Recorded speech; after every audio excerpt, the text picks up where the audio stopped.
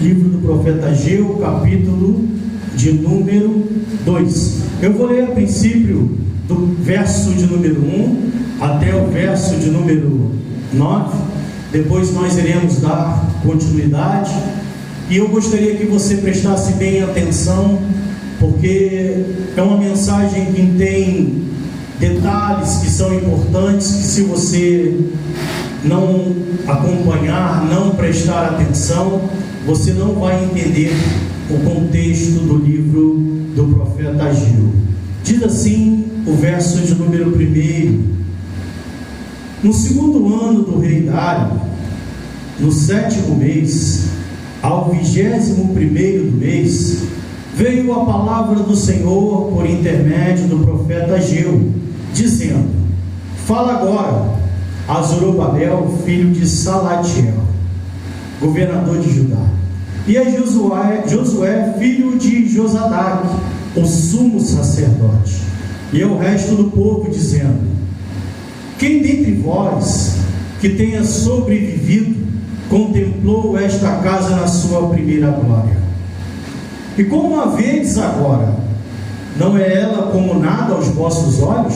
Ora, pois, sê forte, Zorobabel, diz o Senhor, e sê forte, Josué, filho de Josadaque, o sumo sacerdote, e tu e todo o povo da terra, sê forte, diz o Senhor, e trabalhai, porque eu sou convosco, diz o Senhor dos exércitos, segundo a palavra da aliança que fiz convosco, quando saístes do Egito. O meu Espírito habita no meio de vós, não temais, pois assim diz o Senhor dos exércitos: ainda uma vez, dentro em pouco, farei abalar o céu, a terra, o mar e a terra seca, farei abalar todas as nações, e as coisas preciosas de todas as nações virão, e encherei de glória esta casa, diz o Senhor dos exércitos. Minha é a prata, meu é o ouro, diz o Senhor dos exércitos. A glória desta última casa será maior do que a da primeira, diz o Senhor dos exércitos. E neste lugar darei a paz, diz o Senhor dos exércitos. Somente até aqui. Coloque a mão no seu coração, por gentileza. Senhor da glória e bendito Pai, essa palavra, Pai, que tem o poder de transformar, o poder, meu Pai, de salvar, o poder, meu Pai, de transformar, que ela venha encontrar lugar, meu Pai, nos nossos corações, porque o coração do homem é enganoso, Pai, e nós não queremos nos enganar, mas queremos que a Tua palavra venha produzir resultados na nossa vida, para a glória do Teu santo nome, e que assim a Tua palavra venha fazer, meu Pai, nas nossas vidas, em nome de Jesus, amém. Pode tomar o seu assento, por gentileza. Nós já meditamos no capítulo de número 1, onde o povo... Eu gostaria que você prestasse atenção, por gentileza, para que você entenda a mensagem. Leia a Bíblia em casa ou depois, mas preste atenção agora, por gentileza. Nós vimos que no capítulo 1, o povo, ele tinha abandonado a obra de Deus e deixado a construção do templo para lá, e o Senhor levanta o profeta Ageu para falar com o povo e faz uma pergunta ao povo. Fala assim: é justo, é correto? Vocês acham que vocês estão certos, deixando a casa de Deus em ruínas, enquanto vocês estão vivendo em casas apailadas, ou seja, em casas bem acabadas, em casas boas? Vocês acham que está correto?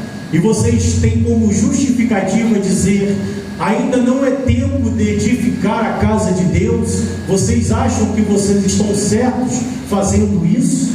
E Deus, Ele fala a consequência dessa atitude. Ele fala: por isso que vocês comem e não se fartam, é por isso que vocês bebem e não ficam saciados, é por isso que vocês trabalham e colocam um salário no saquetel furado, porque vocês desprezaram a obra de Deus, a casa de Deus, o relacionamento com Deus. E ele faz essa pergunta porque o povo, quando voltou do cativeiro, ele se preocupou primeiramente em resolver os seus problemas pessoais. Eu fiz uma retrospectiva, eu gostaria de fazer novamente, de uma forma mais reduzida. A palavra de Deus deixa bem claro que Deus, ele tem como prioridade o tempo. O tempo para Deus é uma diretriz, é uma ordem, é uma ordenança. Quando o povo sai do Egito e atravessa o Mar Vermelho e chega aos pés do Monte Sinai, Deus dá uma ordem para Moisés. No capítulo 25, ele manda ele construir um tabernáculo. E o tabernáculo era um templo móvel, porque o povo estava caminhando para a terra prometida. Você vê que a urgência que Deus tinha com o templo era tão grande que ele nem esperou o povo chegar na terra prometida para fazer um templo.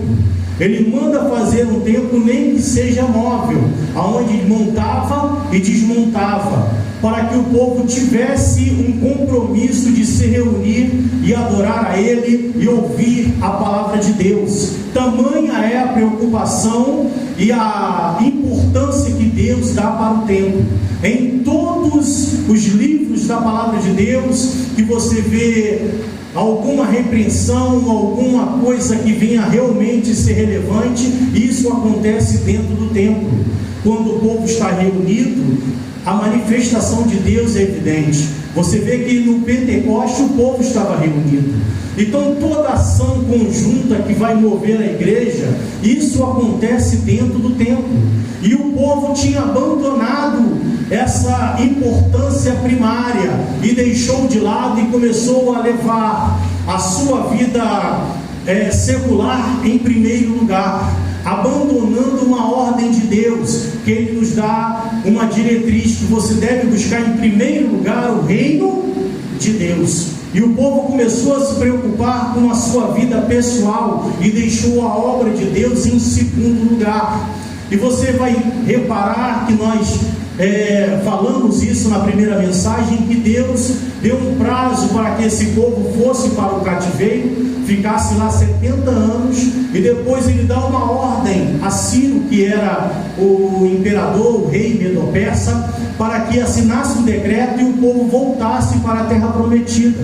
E Deus, ele tinha a pretensão de construir novamente o templo. Só que quando chega lá, o povo não toma essa atitude, mas o povo ele começa a fazer as suas casas, reconstruir a sua vida e fazer primeiro o que lhe interessava. E eles, como argumento, diziam: não, ainda não chegou o tempo de fazermos a casa de Deus. Ainda não chegou o momento em que nós vamos nos dedicar a fazer a obra do Senhor, a fazer alguma coisa para Deus. Agora nós estamos preocupados com as nossas vidas pessoais, e depois, quando a gente tiver tempo, nós iremos fazer isso.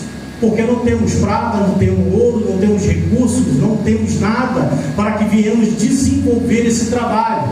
E isso vem chateando Deus, e ele levanta o profeta Ageu justamente para fazer esse questionamento com o povo, para que eles venham refletir se era justo eles se dedicarem exclusivamente à sua vida pessoal e deixar a obra de Deus em segundo lugar, trazendo para a nossa vida nos nossos dias. Hoje nós temos várias ocupações, vários compromissos, e será que nós damos a mesma importância aos compromissos que nós temos à vida secular para com Deus? Será que nós tratamos ao nosso relacionamento com o Senhor da mesma forma que tratamos os nossos compromissos de trabalho, de colégio, de lazer, de qualquer outra coisa? Será que a importância é a mesma? É uma pergunta que nós devemos refletir, devemos fazer uma autoanálise. Um exemplo: será que eu tenho a mesma disponibilidade, o mesmo tempo que eu tenho para resolver os meus problemas, eu tenho para buscar a Deus? A mesma força, o mesmo empenho que eu tenho para resolver as minhas questões pessoais, eu coloco também em função da obra de Deus, em buscar a presença de Deus? A dedicação que eu tenho, o tempo que eu dedico no meu lazer, nas minhas horas que eu vou tirar ali para descanso, eu vou ter o mesmo desprendimento para fazer alguma coisa para Deus, ler a Bíblia, orar, jejuar, vir ao templo? Será que quando eu tenho uma audiência, eu dou a importância do horário para a audiência, a mesma importância que eu dou para chegar no culto? Será que eu chego na audiência vestido ou me preparo da mesma maneira que eu me preparo para vir para a igreja, para cultuar a Deus? Então é um questionamento que também serve para os nossos dias. O que Deus estava falando é que o povo estava interessado em se dedicar em resolver os seus problemas pessoais. Eles não mediam esforços para fazer aquilo que aparentemente lhe trariam retorno. Mas quando se dedicava, quando eu tinha que me dedicar em fazer a obra de Deus, eu falava, não chegou a hora, não é o momento. Nós não temos recursos, nós não temos tempos, e também não temos como fazer, porque não temos ferramentas, e por aí vai. Ou seja, o povo começa a dar justificativa somente para aquilo que é para fazer para Deus. Mas quando era para fazer para si mesmo, não tinha desculpa. Eles faziam.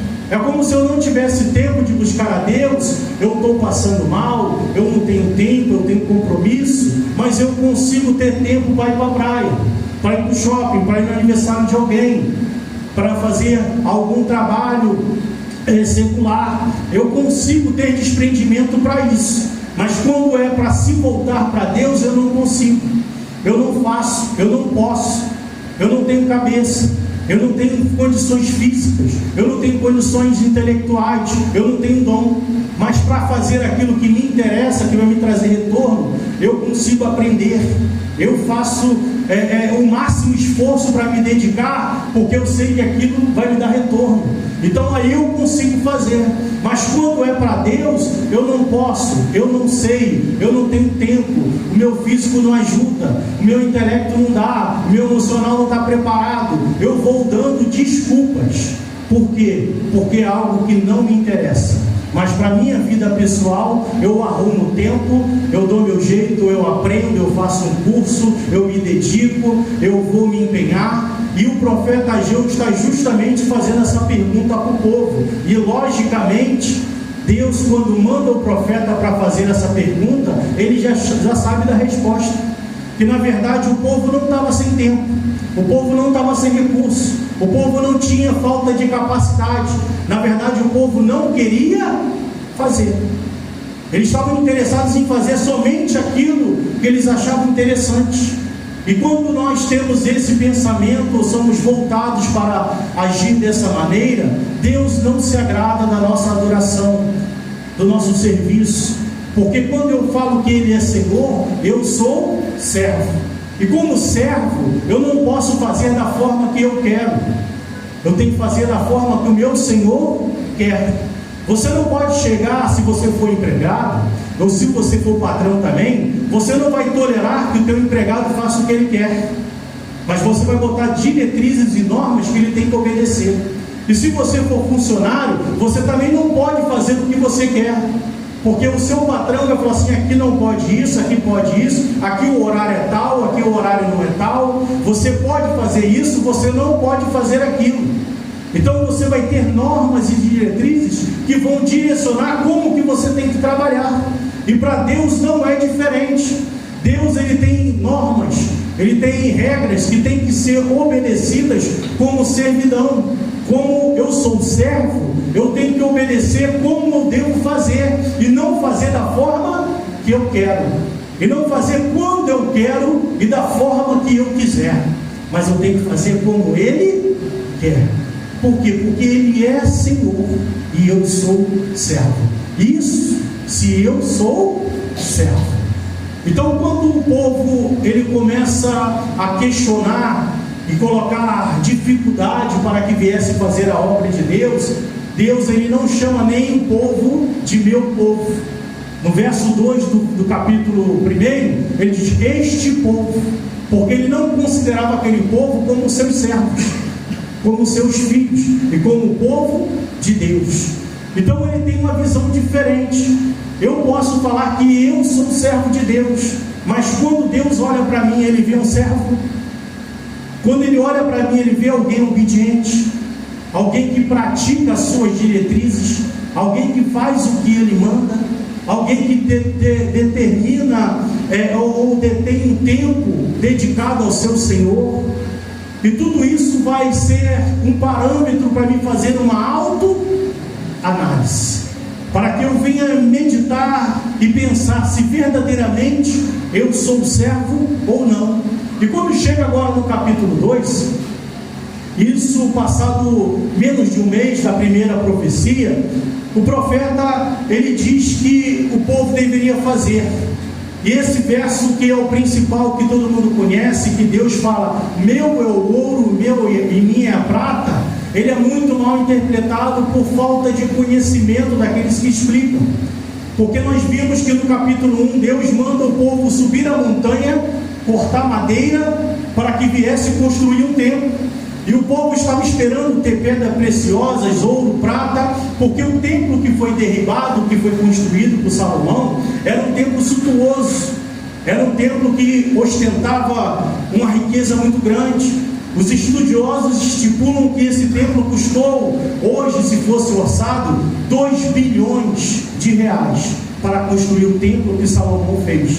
Só no Santo dos Santos tinham 600 talentos de ouro. Cada talento é 35 quilos de ouro. Então era um templo extremamente rico, materialmente falando. Só que, mesmo aquele templo sendo muito rico, nos últimos dias daquele tempo, o povo não andava em concordância à palavra de Deus. O profeta Jeremias, ele cansou de falar com aquele povo, ele cansou de chamar a atenção, e o povo não estava dando ouvidos, confiando justamente na beleza daquele templo, na imponência daquele templo. Eles achavam que Deus não vai permitir que algum inimigo destrua essa obra-prima. Deus não vai permitir que venha alguém e acabe com isso aqui. Jamais Deus vai permitir que isso aconteça. E eles colocavam a confiança não mais em Deus, mas a confiança deles ficava no templo. Eles se garantiam que Deus jamais permitiria que o inimigo entrasse no território e acabasse com aquela riqueza. E eles continuavam vivendo uma vida pecaminosa, uma vida que não agradava a Deus. E Deus usa o profeta Jeremias para chamar a atenção deles. Falou assim, não confie no templo, não ache que Deus está tampando os olhos para vocês. E Deus não está interessado em ouro, em prata, em pedras preciosas, porque Deus não olha a aparência, Deus olha o interior. No templo de Salomão, ele foi totalmente construído de ouro por dentro e por fora. Mas quando Deus manda Moisés construir o tabernáculo, e é interessante que o tabernáculo por fora parecia uma cabana de peles velhas, porque por fora não tinha nenhuma aparência, não tinha beleza, não tinha formosura. Por fora era somente pele de animais. E justamente quando você adentrava ali, depois do véu, que você conseguia ver a riqueza que tinha dentro, porque Deus se revela dessa maneira. A palavra diz que o Senhor Jesus não tinha aparência e nem formosura, porque a beleza de Deus, na verdade, estava no seu lado interior.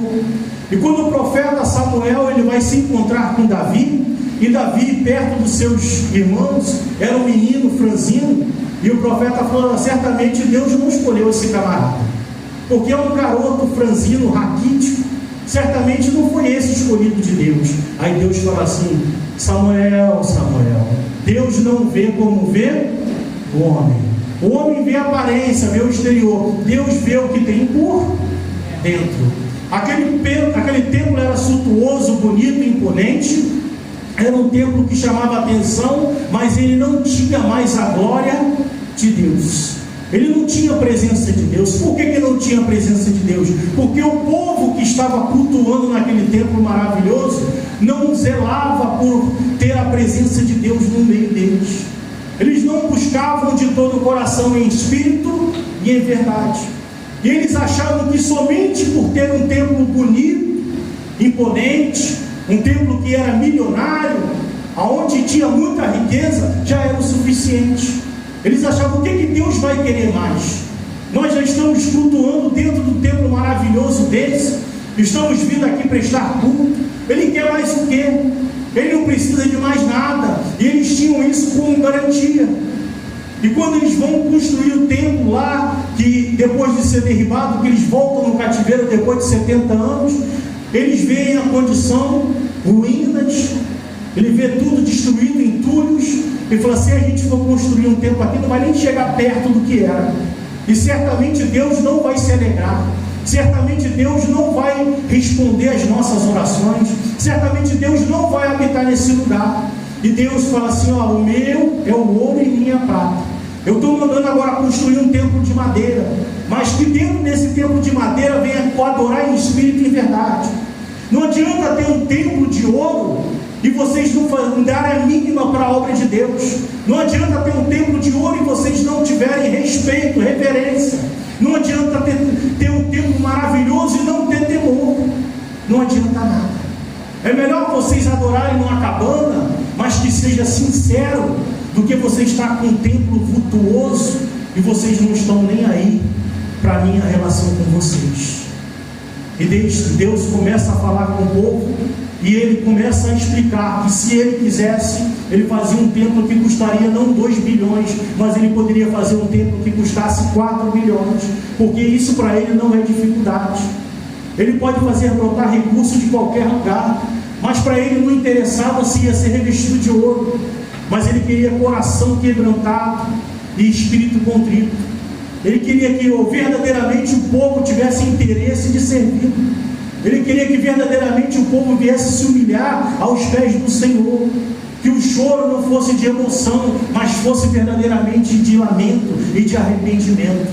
O que Deus queria não é que o povo chegasse com uma oferta maravilhosa na mão, mas as mãos manchadas de pecado. Mas ele queria que a oferta poderia ser até humilde, mas com as vestes limpas. E era isso que Deus estava pedindo do povo. E o povo entende que o que Deus quer é somente algo material, que vai ser somente algo simbólico, quando na verdade ele quer uma mudança de comportamento. Ele quer interesse de ter um relacionamento com ele. Ele quer desprendimento, ele quer esforço de buscar a presença dele. É isso que ele deseja. E ele fala para aquele povo: ó, se eu quisesse, eu fazia o templo do que eu achasse melhor, porque para Deus não há impossíveis. Ele não vê dificuldade de fazer brotar ouro da terra, ele não via dificuldade de fazer pedras preciosas aparecer, porque para ele isso não é problema. Mas a maior dificuldade que Deus tem é chamar a nossa atenção para ele, é que verdadeiramente você coloque ele em primeiro lugar na sua vida. A maior dificuldade que você tem e eu tenho é fazer ele nosso verdadeiro tesouro. É isso que é difícil, é isso que é complicado, porque na verdade os nossos olhos ficam voltados para essa terra, e nós ficamos impressionados somente com a vida material, e quando deixamos de lado os valores espirituais. E Deus começa a falar para o povo: olha, eu não estou interessado em vocês fazerem um templo como Salomão fez, mas eu quero que vocês se voltem para mim. Eu quero que vocês tenham o prazer de ter um relacionamento comigo. Eu quero que verdadeiramente vocês se dediquem em buscar a minha presença, o mínimo de esforço. O esforço que vocês estão fazendo para a vida pessoal, faça para mim. A mesma dedicação que você tem no seu trabalho, tenha comigo também. O mesmo desprendimento que você tem para resolver os seus problemas, se dedique também de buscar a minha face. Coloque em primeiro lugar como você coloca o seu trabalho, o seu lazer, a sua vida pessoal, a sua saúde. Faça da mesma maneira que você cuida do seu corpo, cuide também da sua alma e do seu espírito. É o que Deus fala. Ele falou: o povo estava deixando a vida espiritual de lado, mas estava cuidando da casa, ou seja, estava cuidando da matéria.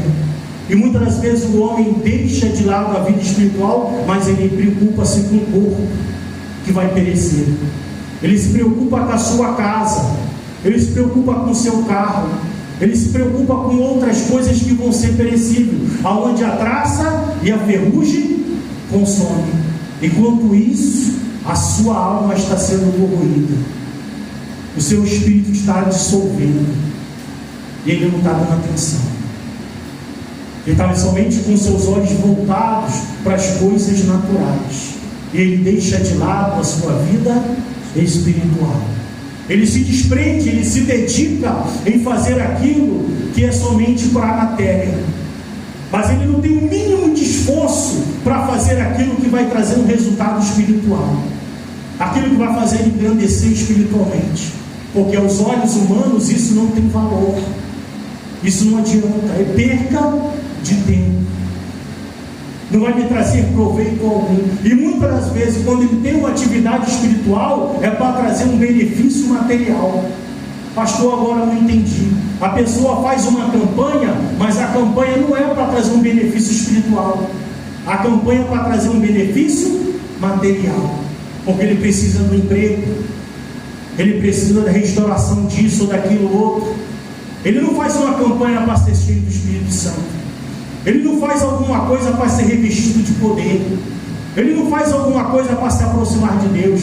Ele faz com o interesse de ter uma solução de um problema material.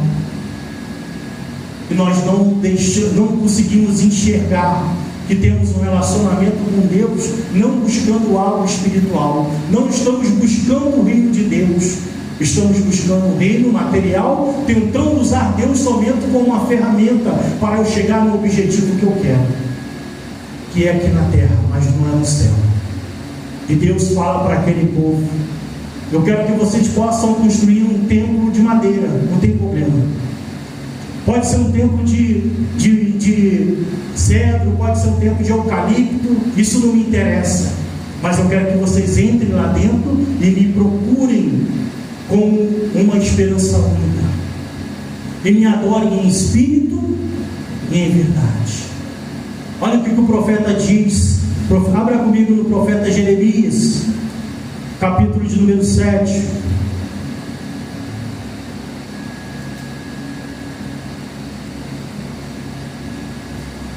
Jeremias capítulo 7. Alguém que abriu a Bíblia tem algum tema na sua Bíblia? Promessas e ameaças proferidas na porta do templo. Muito bem. As promessas de ameaça proferida na porta do templo. O meu título diz assim: o templo não protege a nação iníqua. Olha o que diz, verso 1. Palavra aqui da parte do Senhor foi dita a Jeremias: põe-te à porta da casa do Senhor. A porta da casa do Senhor foi o primeiro templo que foi derrubado, construído por Salomão. Ele chegou na porta do templo e começou a pregar. Olha o que diz, verso 2: põe-te à porta da casa do Senhor e proclama ali esta palavra, e diz: ouvi a palavra do Senhor, todos de Judá, vós, o que entrais por essas portas para adorardes o Senhor.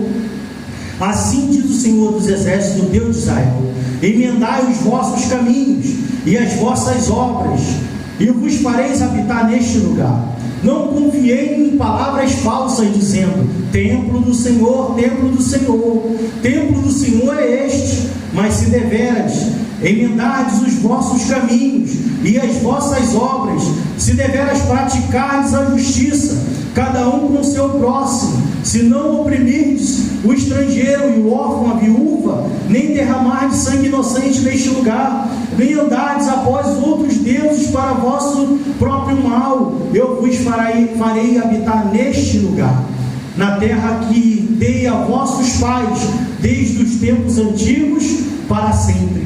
Eis que vós confiais em palavras falsas, que para nada vos aproveitam. Que é isso? Furtais e matais, cometeis adultérios e jurais falsamente, queimais incenso a Baal, e andais após outros deuses que não conheceis. Depois vinde e vos ponde diante de mim nesta casa que se chama pelo meu nome, e dizeis: estamos salvos. Sim, só para continuardes a praticar estas abominações? Olha o que Deus diz. O povo fazia tudo que não prestava lá fora. Tudo que Deus condenava, o povo estava praticando. Aí depois eles vinham para onde? Para a igreja. Aí quando chegava na igreja, nós estamos salvos. Porque nós estamos aonde? Na igreja. Estamos no templo. Eu vou à igreja. Deus está me salvando, porque eu estou na igreja. E Deus fala assim: olha, não confie no templo. O templo é um lugar para vocês se reunirem, para ouvir a minha palavra, para me adorar e engrandecer o meu santo nome, para que a palavra venha penetrar nos vossos corações e que vocês mudem as suas atitudes, para que vocês vão lá fora e não pratiquem o mal, não façam o que está escrito aqui. E o profeta tem uma difícil missão. Ele fala assim: não confiais em palavras falsas, porque o profeta estava na porta do templo pregando, mas só que juntamente com esse profeta tinha um outro profeta que falava palavras falsas, que ele falava assim: não, você vai vir aqui no templo, e esse templo aqui é poderoso, quando você botar o pé aqui, os seus problemas estão resolvidos, tudo que você deseja vai acontecer, como se Deus só se importasse com o que eu fizesse aqui dentro, e Ele deixasse de lado. Ele não está enxergando o que eu faço lá fora, como se eu achasse que Deus está olhando só quando eu passo daquela porta para dentro, mas o que eu faço lá fora é problema meu. E Deus fala para esse povo, fala assim: não adianta estar no templo que é revestido de ouro, não adianta que está no templo que as cadeiras são acolchoadas, suntuoso, bonito, amplo, se as práticas que vocês têm não me agradam. Não importa onde você vai me adorar, se o lugar é humilde, se o lugar é luxuoso, mas eu quero que vocês me adorem em espírito e em verdade. É isso que eu desejo. E o povo que confiou somente no templo suntuoso, bonito, imponente, achando que Deus iria somente se agradar daquela obra que foi feita magnífica, e não se importava com a conduta daquele povo, que jamais Deus iria prestar contas, eles foram pegos de surpresas. Os inimigos entraram. Nós vimos na última mensagem que os jovens, os velhos, crianças, mulheres e homens foram mortos a espadas.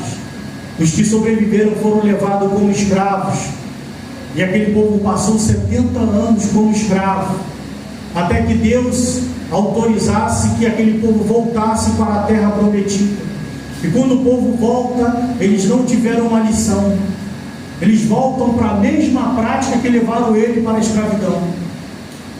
Eles não voltam com a mente renovada, com o pensamento, falando assim: não, agora a gente vai buscar Deus em espírito e em verdade, agora vamos verdadeiramente nos dedicar em buscar a presença de Deus. Não, eles voltam e têm a sua vida normalmente. Esqueceram que passaram 70 anos como escravo, esqueceram que Deus deu uma outra oportunidade. E muitas das vezes o homem é assim. Deus está vendo aquela pessoa se afastando da presença dele, Ele promove algum mover como oportunidade de eu me aproximar dele. Em vez de eu me abraçar aquela oportunidade, aquela chance, eu estou um pouco me lixando para o relacionamento com Ele, e eu volto a minha preocupação somente para as coisas dessa terra, somente para as coisas desse mundo.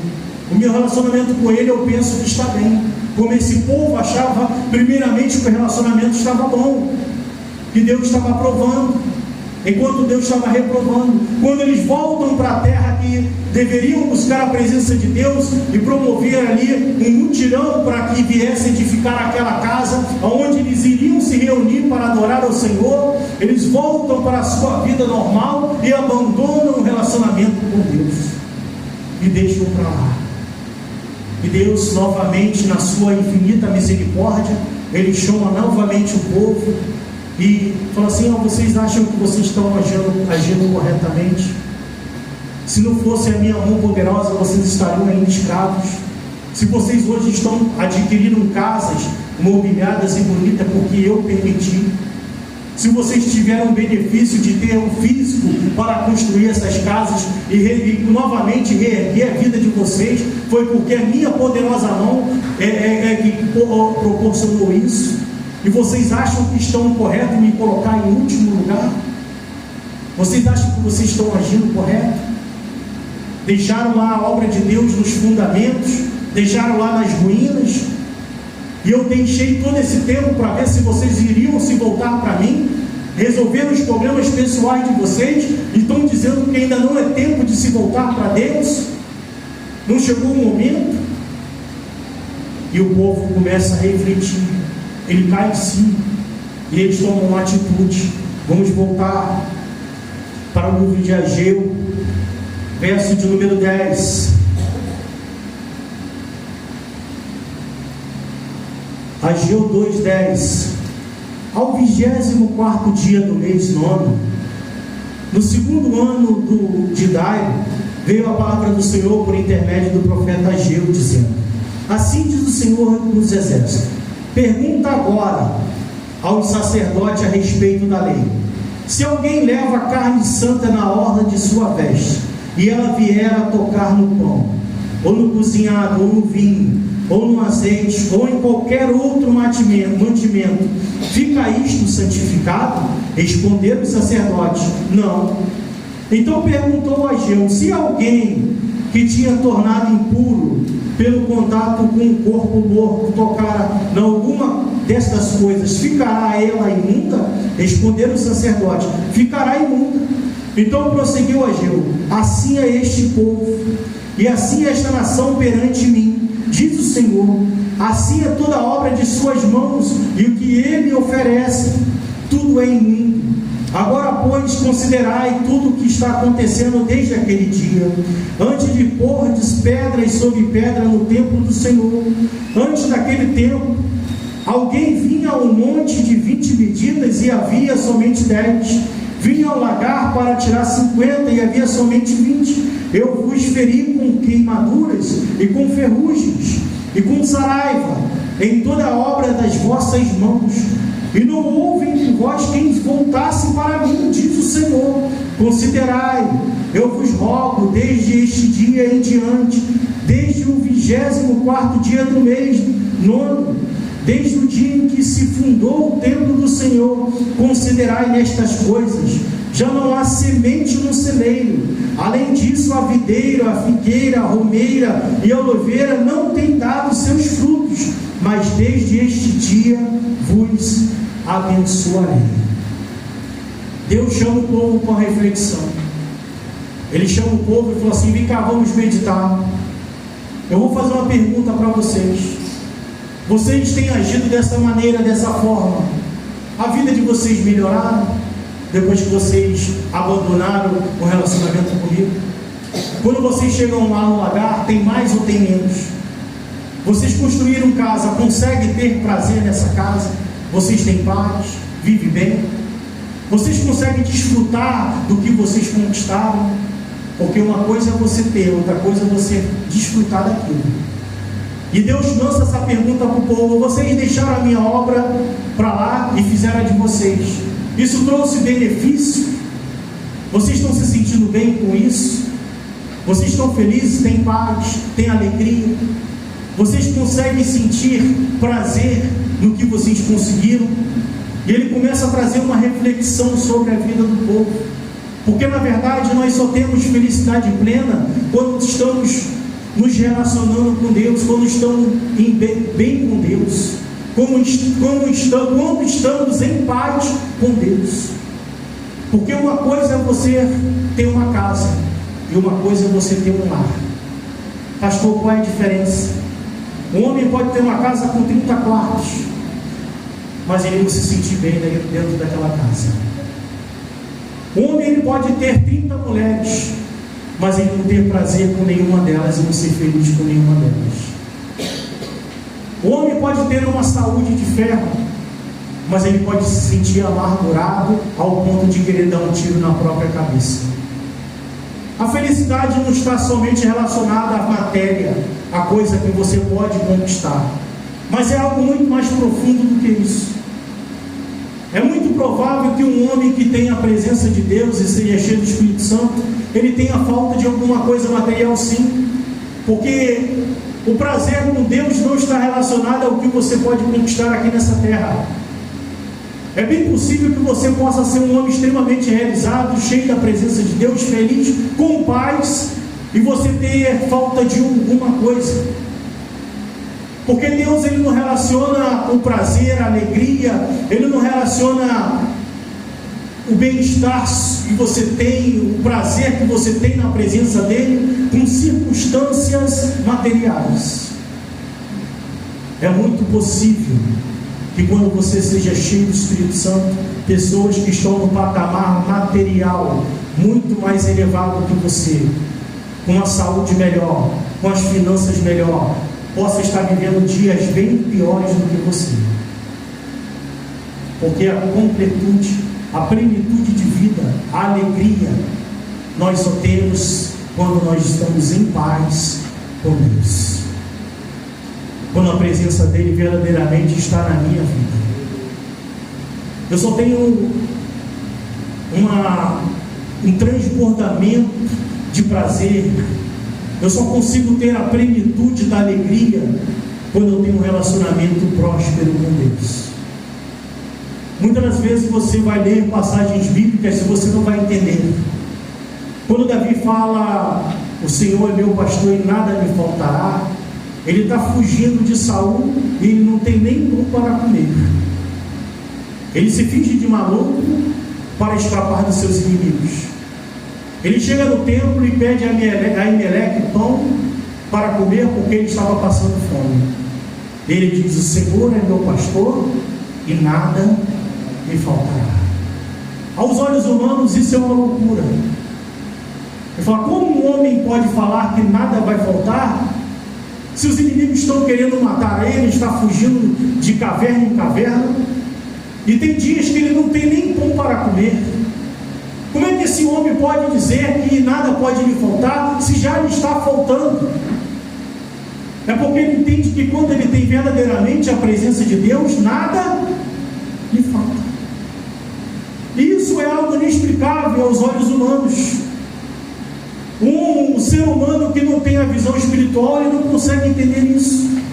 Porque aos olhos humanos, você só vai ter felicidade quando você tiver uma conta abastada, quando você tiver carros, casas, quando você tiver posses, quando você estiver saudável.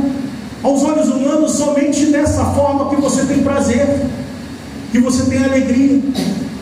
E ele não entende que verdadeiramente Deus tem uma alegria que ele não dá como esse mundo dá. Ele fala assim, eu lhes dou a paz, mas não dou como o mundo dá. Porque a paz do mundo é proveniente somente de circunstâncias materiais, de recursos materiais. Mas a paz de Deus excede todo entendimento. É algo que você não consegue explicar para uma pessoa. Somente quando o Espírito Santo entra na vida dela e começa a habitar no seu coração. E ela não vai estar mais vivendo debaixo das circunstâncias materiais. A vida talvez não vai estar às mil maravilhas aos olhos humanos, mas ela vai se sentir bem. E Deus começa a falar justamente com o povo isso. Fala, vocês tiveram um progresso. Vocês vieram lá da Babilônia com a mão na frente e outra atrás. Vocês agora construíram até casas, conseguiram reerguer a vida de vocês. Mas como é que vocês estão se sentindo? Como é que vocês estão se sentindo sem buscar a minha presença, sem buscar a minha face, sem se preocupar em fazer um templo e se reunir, buscar a minha face? Como é que vocês estão se sentindo? Vocês estão bem dessa maneira? É um questionamento que Deus faz. É algo que devemos refletir. É algo que você tem que começar a pensar de uma forma diferente. Porque muitas das vezes nós buscamos a Deus querendo somente uma resposta no mundo material, no campo material. E achamos que quando Ele nos dá o que nós estamos pedindo, verdadeiramente a gente vai ser o quê? Feliz. Não, Senhor, eu só vou ser feliz quando o Senhor resolver essa situação aqui. Eu só vou ter alegria quando o Senhor resolver essa outra pendência aqui. Enquanto isso eu vou estar triste. E não entendemos que quando Ele entra verdadeiramente no nosso coração e estamos em paz com Ele, nós nos sentimos bem. E de uma forma inexplicável. é algo que você não vai conseguir explicar para outra pessoa, que ela não vai compreender, que ela não vai conseguir entender a sua explicação. A palavra diz que Pedro, ele pregou e pegaram ele, deram uma surra nele, ele volta para os seus irmãos com seu companheiro, e a palavra diz que eles estavam contando com júbilo o que aconteceu. Como é que alguém vai contar com alegria que levou uma surra? Eu estava pregando a palavra de Deus, pegaram a gente, deram uma surra, mas eu estou feliz da vida. Quem que vai entender isso? Ninguém entende. Somente aquele que vive circunstâncias espirituais profundas, que a sua vida não está regrada aos recursos e aos benefícios materiais, mas ele entende que o relacionamento com Deus é muito mais profundo. Verso de número 20.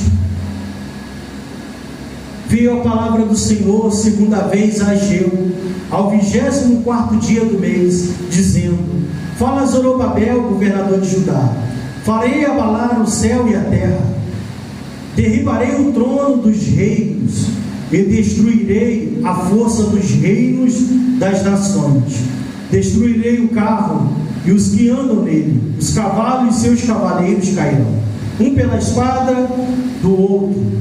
Naquele dia, diz o Senhor dos Exércitos, tornar-te-ei, ó Zorobabel, filho de Salatiel, servo meu, diz o Senhor, e te farei como um anel de selar, porque te escolhi, diz o Senhor dos Exércitos. O povo ele estava com medo de construir novamente, porque alguns inimigos se levantaram em volta e começaram a ameaçar, a atacar o povo de Deus. Eles abandonaram a obra e começaram a se voltar para a sua vida secular, para os seus problemas diários. E o Senhor ele começa a trazer aqui algo que muitas das vezes não passa pelos nossos olhos. Deus ele fala assim: eu levanto o reino e eu derrubo o reino. O poder está nas minhas mãos. Tudo pode acabar, tudo vai cessar, tudo é passageiro, é transitório aqui nessa vida.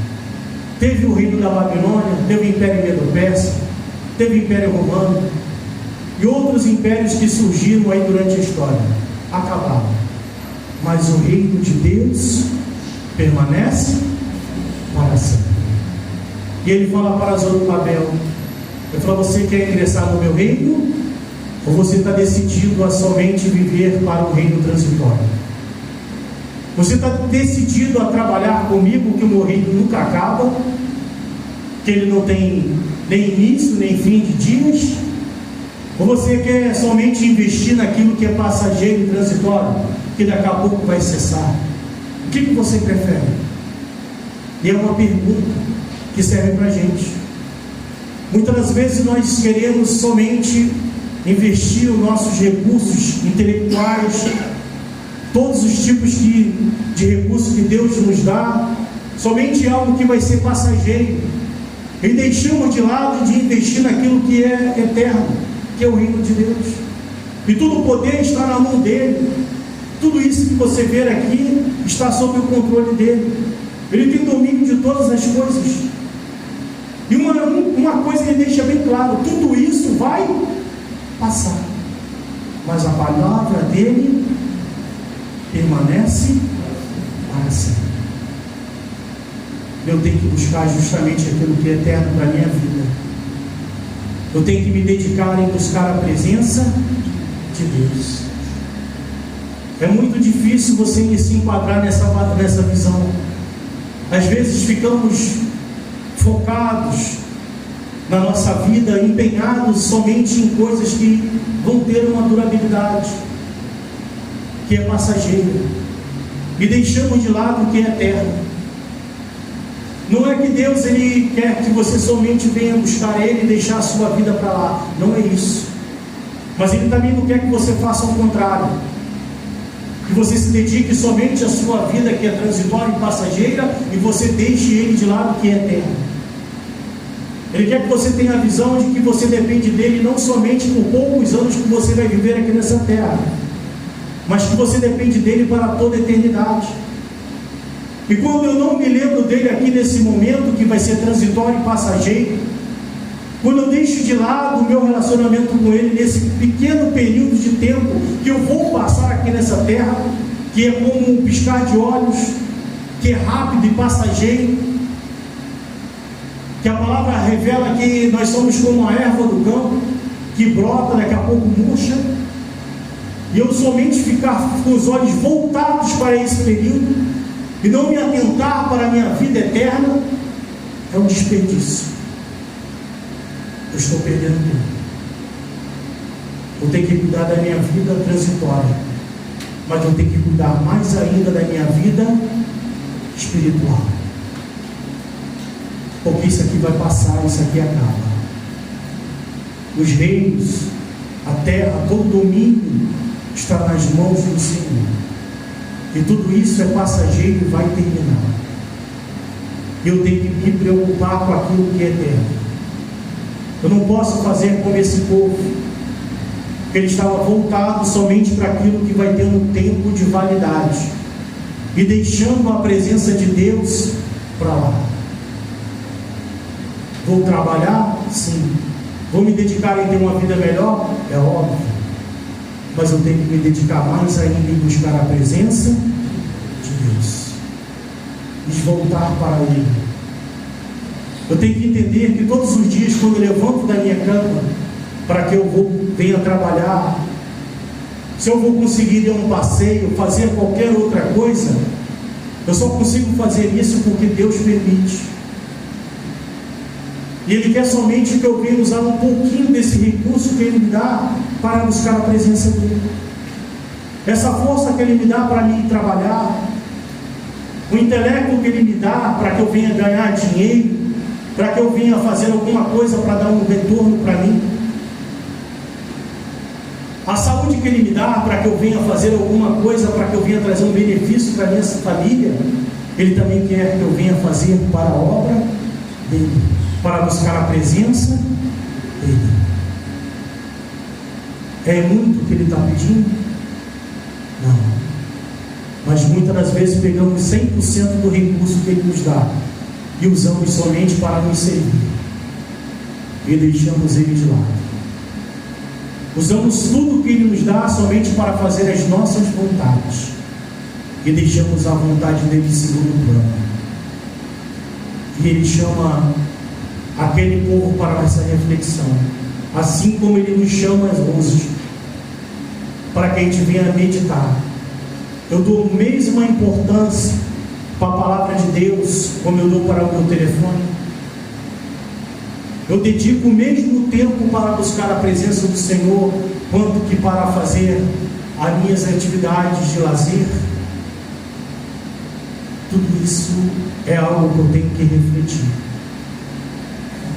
para que eu venha entender que Deus Ele quer que eu venha também produzir resultados para o reino dEle, que eu venha usar os recursos que Ele me dá para buscar a presença dEle, e deixar de dar desculpas, que eu não tenho tempo, que eu não sei, que eu não posso, que não chegou ainda o momento, quando na verdade eu consigo fazer tudo aquilo que eu quero.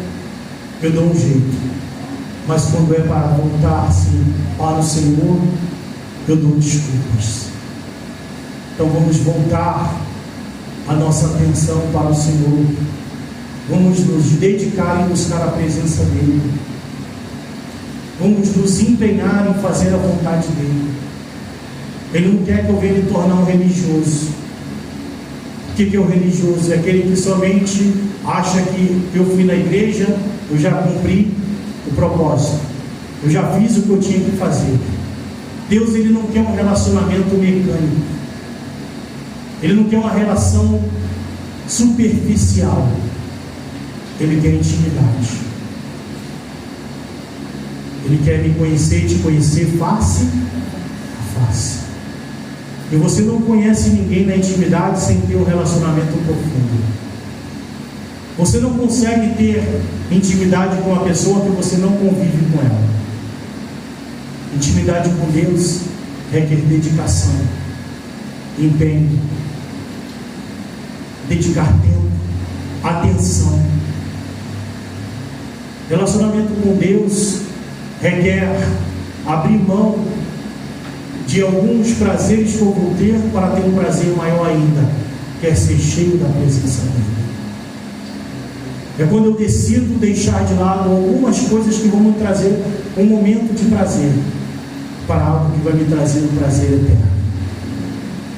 Não existe relacionamento com Deus à distância. Não existe se aprofundar em intimidade com Deus sem se dedicar em saber a vontade dele, em se dedicar em buscar a face dele através de oração, de palavra, de vir na casa dele, de se preparar para se encontrar com ele. Eu duvido que alguém que está namorando, que quer impressionar, ou o homem ou a mulher, ele vai para o encontro de qualquer maneira. Chega atrasado, não vai mesmo. Vai fazer o cabelo, vai fazer a unha, vai botar o melhor vestido e não vai chegar atrasado. Eu duvido que um homem que quer impressionar uma mulher, que quer conquistar ela, ele vai chegar lá com a roupa toda esfarrapada, sem fazer a barba, sem cortar o cabelo, sem tomar banho. Duvido que ele vai fazer isso. Ele vai se preparar para o encontro. E assim que eu tenho que entender que é com Deus. Quando ele fala das 10 virgens, ele não fala aquilo ali por acaso. Ele diz que 10 estavam preparadas para se encontrar com o noivo. E 5 estavam preparadas e 5 não deram atenção. Elas não levaram esse encontro a sério. Elas não se prepararam para se encontrar com ele. E nós não podemos ser assim. Temos que levar a sério nosso relacionamento com Deus. E isso requer esforço, dedicação, empenho. E é isso que nós iremos fazer em nome de Jesus. Amém? Amém. Levante-se, por favor, fique de pé.